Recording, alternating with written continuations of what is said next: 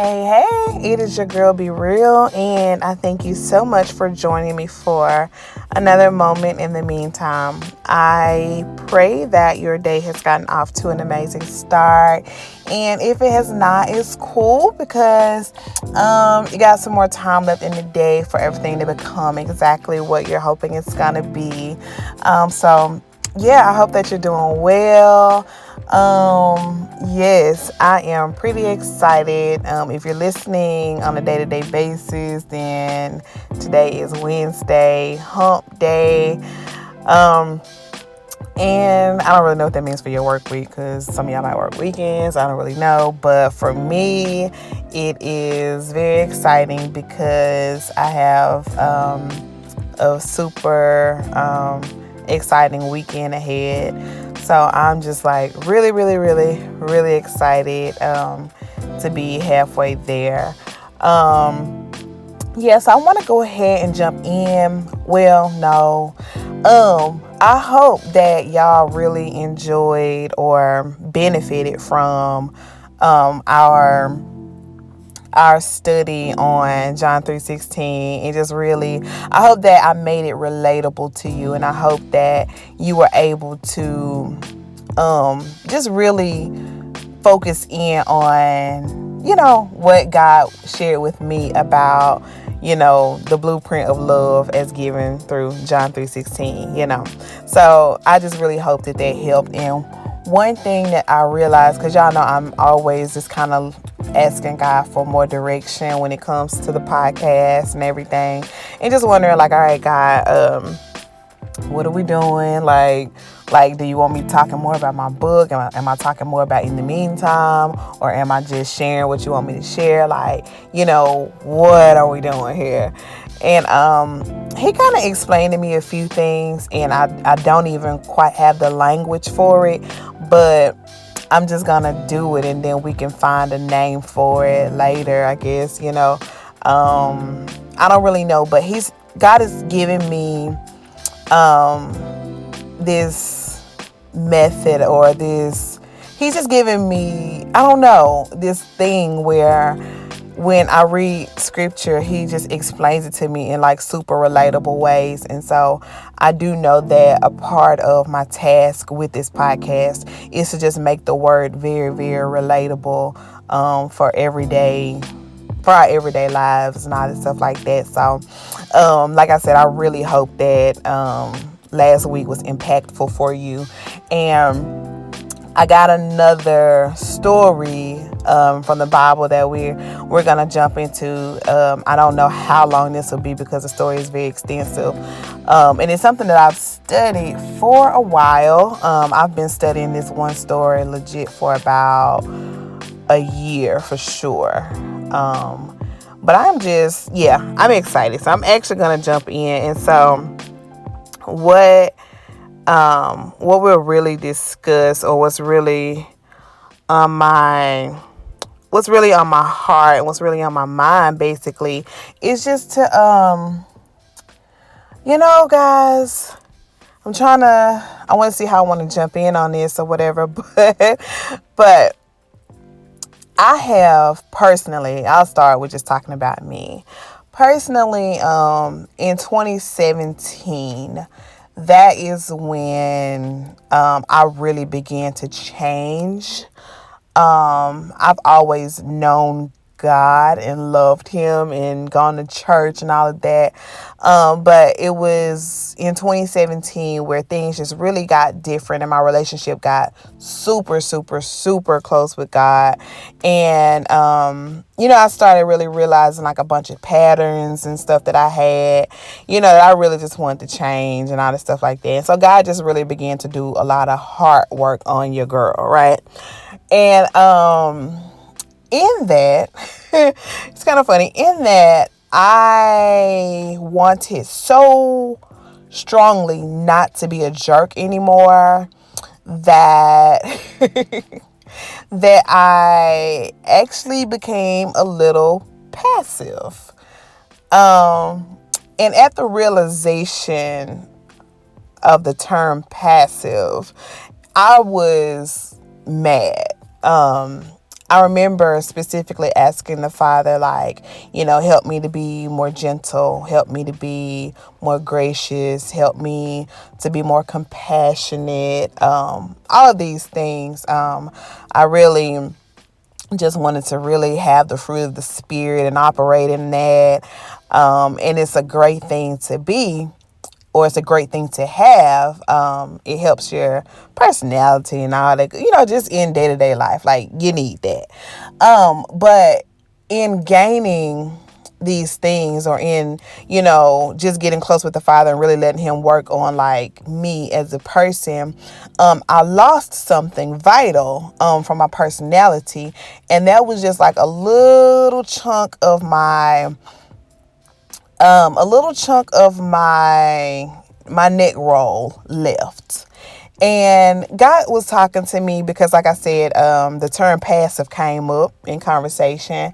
And I was like, passive? And I just didn't like that word. I was like, I don't know about that. But when I thought about it, I was like, well, I have. And so I took that to the Father, and I was just asking about it. And I was like, so God, to have the fruit of the Spirit is like to be more like you. Does that mean I have to be passive? Like, I need help. Like, I need you to help me with this. And God, he began to talk to me. He was like, well, Brittney, I made you the way I made you for a reason. Like, I made you with just a little bit of neck roll for a reason. I made you just a little bit outspoken for a reason. Like, I needed you to tuck in a lot of it because sometimes you ain't know when to shut up. But I still want you to speak up for yourself when need be. And, and I was just thinking on those things, and God was just talking to me. And he was just like, passive. I never told you to become passive. I told you to be gracious, and I told you to, be gentle and be, don't be so raw, but you can still stand up for yourself. You can still be direct. You can still let people know when they get out of line that they need to get back in line. You know what I'm saying? And so me and God, we were just having this conversation, and he took me to this study that I have been studying for quite some time. And so he gave me the okay to share it with you guys. And so basically what God has shared with me is this outlook on the Egyptians and the Israelites and the showdown at the Red Sea. And I think it's amazing. And it's in Exodus 14. So that whole chapter is just like lit, okay? The entire chapter is completely lit. And so I love it. Every time I read it, I literally get so excited because I just get to visualize and everything that's going on. And so what we're going to do for the next however long, we're just going to kind of dive into each verse and just kind of the same way we did last week, and just really see what God is saying about this particular verse. And so we're not going to start at verse 1 because that would just be too right for me to start at verse 1. That would be too normal of your girl to start where a normal person would start. But we're going to start actually, I think it's at verse 24 or so. And I'm going to give a whole everything. And this episode is probably going to be a little lengthy, but y'all got time, right? Hopefully so. And if not, pause it and come back with your girl a little later, But what's happening? The Egyptians are mad in their body because the Israelites, they done left. Moses did his thing, and he was like, God said, let my people go, and all that good stuff like that. So the Israelites, they are leaving. They have fled, and they are on their way. They trying to get to the promised land and all this good stuff. Well, what happens, they end up stuck between a rock and a hard place. What happens, you got the Egyptians who have begun to pursue them. Basically, y'all need to come on back to Egypt, because who said y'all weren't gonna be slaves no more? Like, who you thought. So they like coming, they pursuing them or whatever. And so not the Egyptians, the Israelites are trying to get away, but they can't go, the Egyptians are behind them. And then in front of them is this Red Sea that they can't cross. Okay, because it's a whole body of water. Like, what we gonna do? We'll swim across this? Like, how this gonna work out? So they are in this rough, tight space of, God, what you gonna do? Okay, and I don't know about y'all, but I know your girl them been looking at the Father like, what you gonna do? Like, what you gonna do, Bo? Come on now, cause this is up on me real close here, and it's gonna overtake me, and I will go forward, but it's something blocking me. I don't know what to do. So anyway, cause that ain't even the point of this episode, but just trying to figure out, oh my God, what are we gonna do? So what happens? God,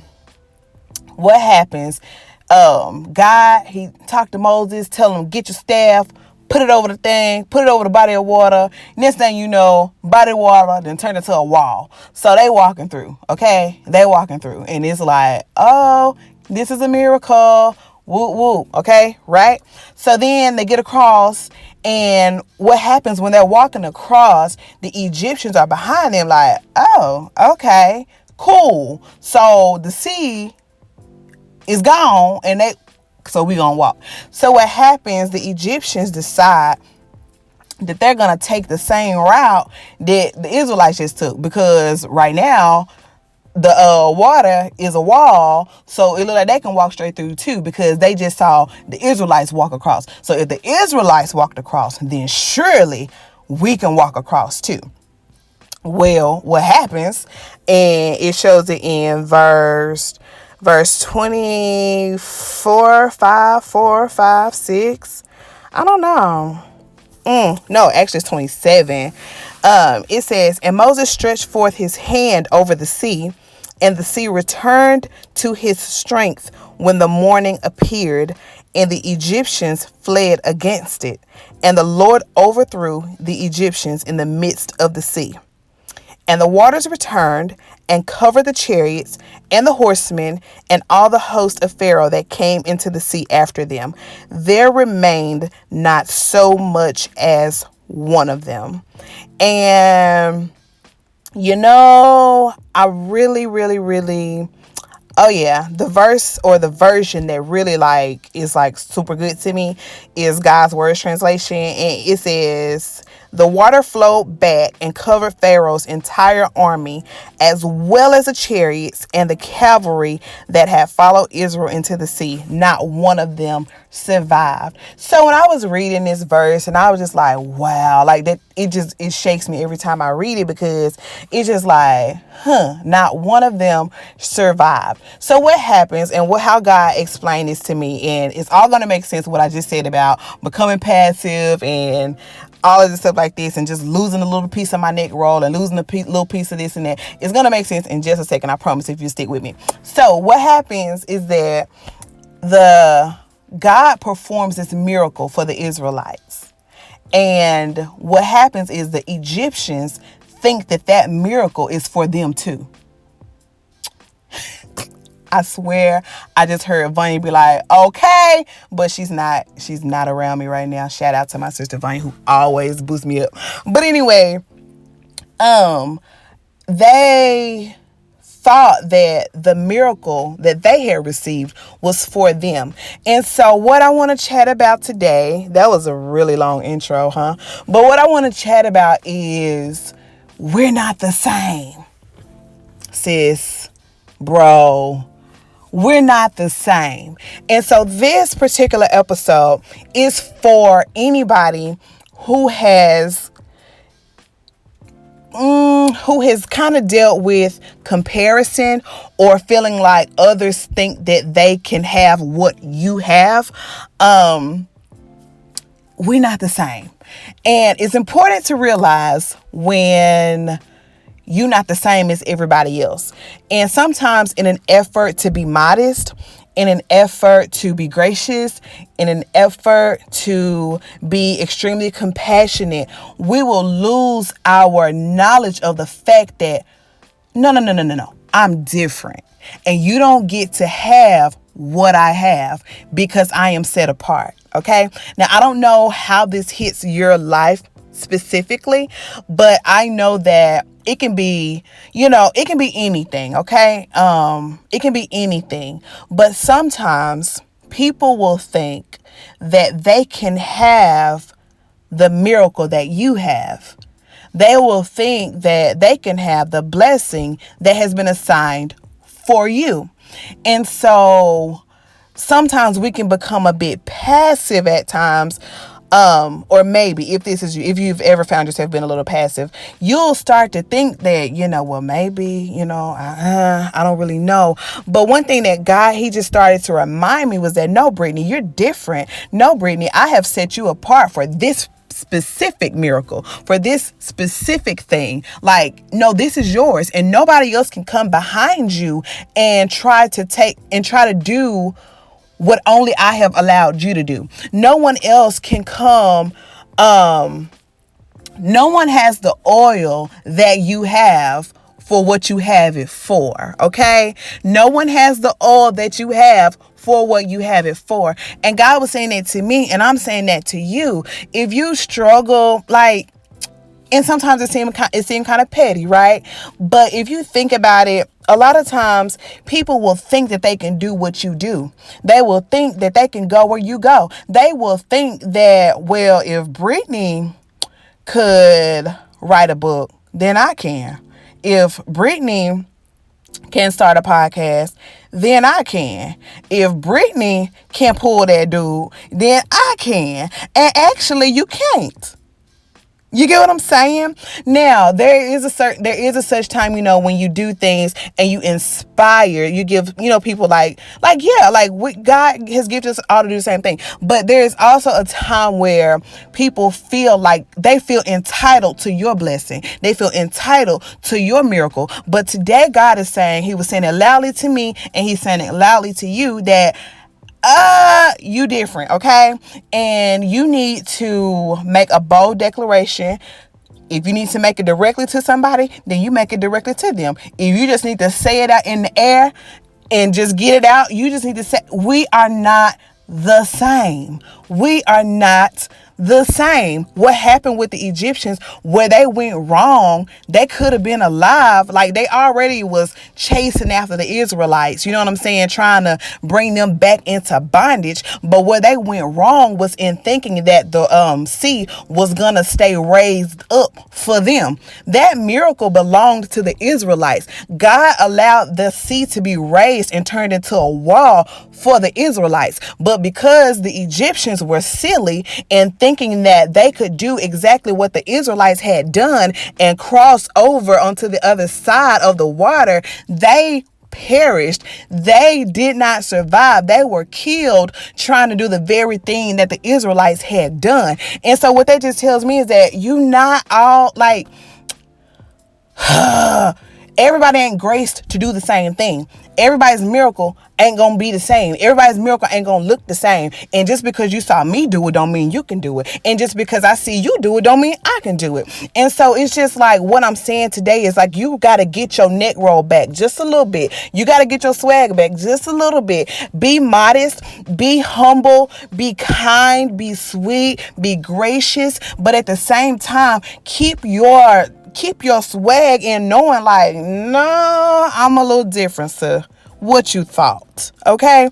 And so that's what I'm just trying to say today. I want you to get that confidence back in knowing that what God has for you, it is for you. What he has created for you, it was created just for you. The path that he has laid out for you, it's yours. The man he got for you, he's yours. Like the career he has, the job he has for you, all of that, it belongs to you. And sometimes you may get to dealing with stubborn people who want to do everything you do, who want to have everything you have, who want to say that they can do it just because you did it, because they don't think that you should be able to do it alone. And you just need to understand that I'm different, and sis, bro, cuz, whoever, we not the same. We not the same. I have been created for this. I was called to this thing. I was anointed for this. And because this is my miracle, you know, and I've seen this happen so many times. Even when I think about this story, when I think about this thought, when I think about, just saying like, hey, we're not the same. I honestly think about my mom, because my mom is a pastor's wife. And a lot of times my mom, she's very, humble, and, she stay to herself. She don't do too much. She hold down her man like she's supposed to. And a lot of times, like growing up, there would be people who just kind of like, oh, she can't do that much, and blah, blah, oh, I could do that. Like, I want to be a first lady because it's easy, because she don't do nothing but get dressed and come sit down and stand up when her man start preaching. Surely I can do that. But see, that's where you go wrong in thinking that you know the inner workings of certain positions, because when you think that you can do a certain thing that you have not been anointed to do, you will get in that role and then you will die, just like the Egyptians did. Because if you get in there and you're not anointed for it, then the first time somebody call your man at 3:00 in the morning needing you to come down to the hospital because they sister-in-law, auntie's cousin has died, you gonna be like, excuse you, say do what now? Because you have not been called to that thing. So what I'm trying to say to you is that we all got to stay in our lanes. We all got to stay in our lanes, okay? If you a baby mama, be a baby mama. Be a good one. You know what I'm saying? If you know you ain't been called to be this man's wife, be a good baby mama, sis. You know what I'm saying? If you you got to just know your role, and you got to stay in it. And that's something even I have to, that ain't my role. I can't do that. I ain't nobody's mama. So I can't act like I am somebody's mother right now, because I'm not. You know what I'm saying? Like, stay in your lane, Brittney. And so it's just like, God was just reminding me through this story that everybody got a place. And if you don't stay in your place, you will be destroyed, just like the Egyptians were. You know what I'm saying? Like, the very minute that you decide that you're going to jump in somebody else's place, the very minute that that you get out of your place. And that's why you got to know you got to ask the Father, hey, what is my place? When you ask him what's your place, he'll tell you what your place is. And then when he tell you your place, you should stay in your place, because getting out of your place can have someone else's miracle becoming your misery. You understand? What was my miracle can very well become your misery if you are out of place. What was your miracle can definitely become my misery if I step out of place. What was my breakthrough will become your breakdown if you are out of place, and vice versa. Like, if I'm out of place, if you're out of place, it can just all become bad. Okay? It can just be bad. It can just be a bad situation because everybody's trying to do what everybody else has done. Find out from the Father where you're supposed to be at. Find out from the Father what you're supposed to be doing. And do that thing, okay? And do that thing. When you do the thing you're supposed to be doing, when you're in the lane that you're supposed to be in, your blood pressure might go down. You might stop having anxiety attacks. You might get off your depression medication. I'm just saying, when you get in your place, you might get some loyal friends. When you get in your place, you might be happy with your boo again. When you get in your place, life could just change for the better. But if you stay out of your place, you'll be just like the Egyptians. You'll be just like the Egyptians, okay? And it said not one of them survived. They were chasing after the Israelites, trying to do what they had just seen them do, and not one of them survived. Don't be the Egyptian. Don't be the Egyptian falling up behind somebody trying to do what they did. You know what I'm saying? Yeah, man. That's what it is today. Yeah. And I normally be like, does that make sense? But I'm pretty sure that made sense. Okay. So I'm just saying that's what it is today. And I just pray that it resonated. I don't pray that it made sense, because I know that it did. I pray that it resonates. And I pray that you I pray that you receive it well. Receive it in love, you know? If somebody trying to do you, you know what I'm saying? Like, you ain't gotta just be mad all the time, but you just remind yourself, we ain't the same.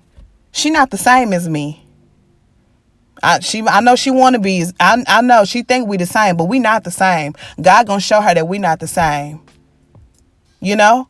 And then if you the one that's trying to do stuff that's out of your lane, sis, you're not the same as that person you keep comparing yourself to, thinking you can do what they do.